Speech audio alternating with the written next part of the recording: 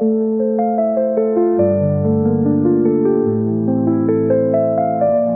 sini saya akan menjelaskan tentang pentingnya sistem hukum negara yang baik.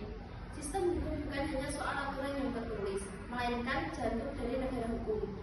Hukum harus mampu menjamin keadilan, melindungi yang lemah, dan menindak siapapun yang melanggar tanpa pandang bulu. Namun, ketika hukum hanya menjadi formalitas dan aparat yang mudah dibeli, kepercayaan publik runtuh dan ketimpangan akan semakin mengakar. Sistem hukum yang baik mensyaratkan 3 hal: substansi hukum yang adil, penegak hukum yang berintegritas, dan masyarakat yang sadar hukum.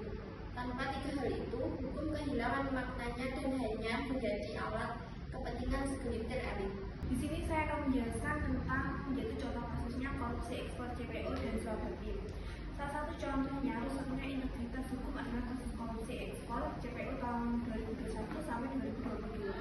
Kejaksaan Agung menyita uang senilai 11,28 triliun dan 3 perusahaan, yaitu Wilmar Group, Permata Hijau Group, dan Musimas Group.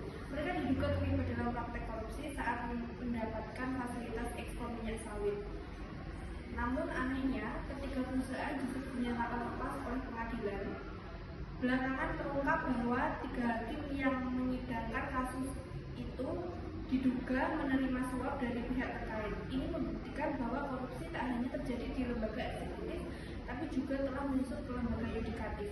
Situasi ini tidak bisa dibiarkan. Kita tidak boleh menjadi penonton pasif dari runtuhnya sistem keadilan. Korupsi tidak hanya cukup diberantas oleh KPK dan juga kejaksaan, namun perlu upaya kolektif, kesadaran bersama agar korupsi bisa diberantas dari akar-akarnya. Oleh karena itu, sebagai mahasiswa, peran kita harus aktif di dalam diskusi-diskusi mengenai tata cara pemberantasan korupsi. Bagi masyarakat Indonesia, mari berantas korupsi.